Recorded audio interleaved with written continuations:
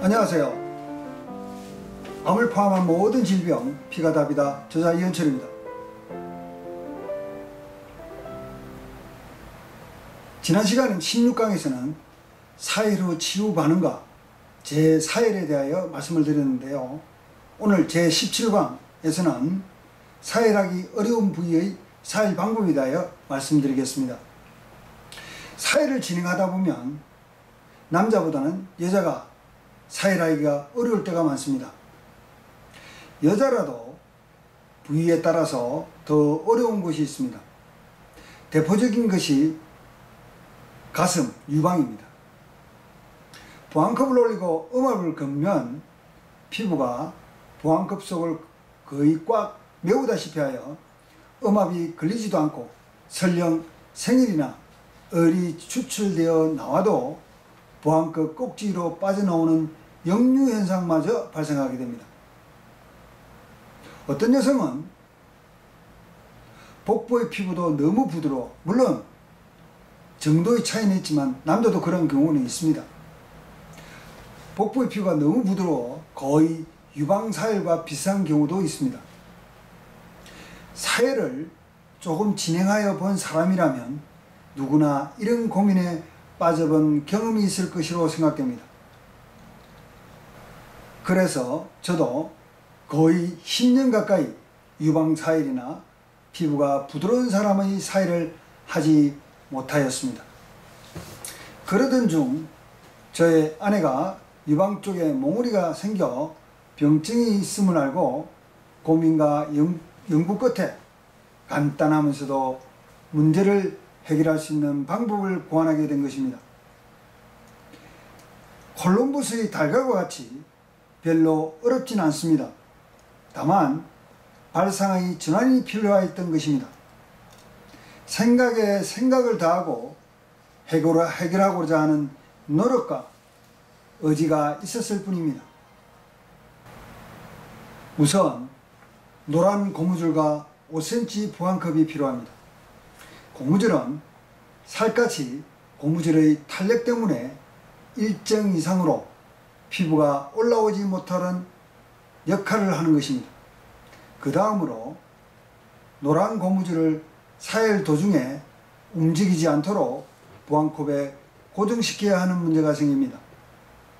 이를 해결하기 위하여 5cm 보안컵의 동서남북 십자가 방향으로 4곳에 칼을 이용하여 홈을 파서 고무줄을 끼우는 것입니다.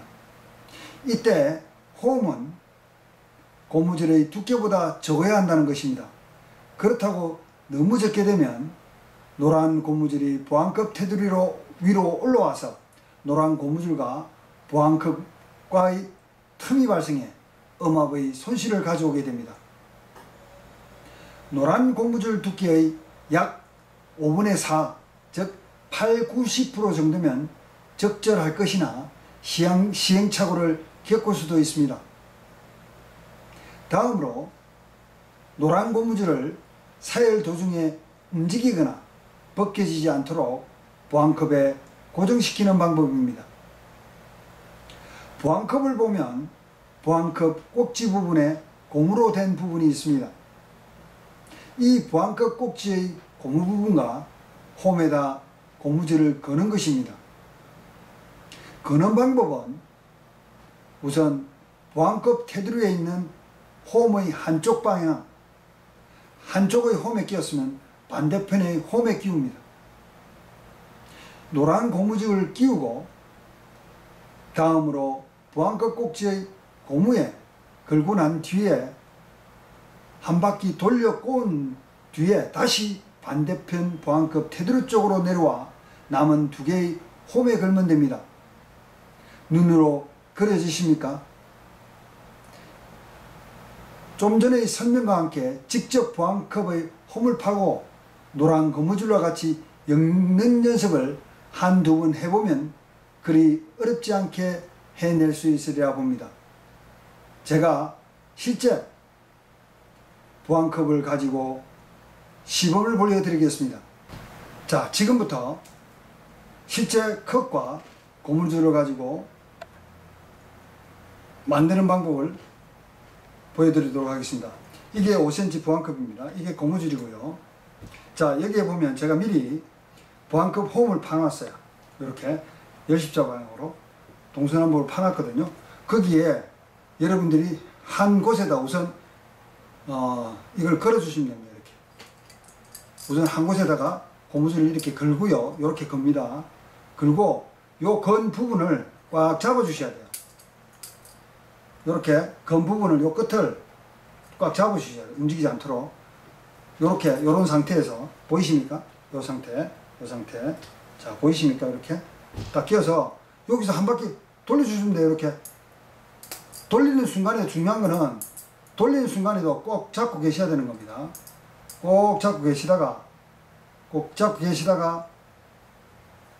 오면은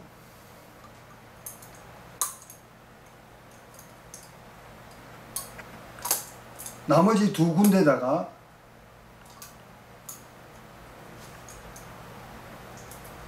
이렇게 걸어 주시면 됩니다. 자, 요 고무 뒷부분이 보이시나요? 이렇게 보이시나요? 그 다음에 밑에 부분은 이렇게 됩니다. 그러면 요 그 부분이 있어서 연한 피부가 요 고무 때문에 더 이상 못 올라오게 되는 거죠. 네, 보이시나요? 보이시나요? 네, 한 번 더 보여드릴까요? 네, 자, 다시 한번 풀어보겠습니다. 풀어보고요. 자, 우선 이렇게 이렇게 두 군데 홈 파진 곳에 고무줄을 겁니다. 자, 걸어서 자, 여기 보이시죠? 이렇게 손가락을 넣어서 입고 돌리시는 겁니다. 살 요 고무 중심으로 해가지고 살 돌리시는 거예요. 돌리시는데 중요한 거는 뭐냐면 돌리시는 중에도 이게 안 빠져야 된다는 거예요. 요걸 꼭 누르시셔야 돼요.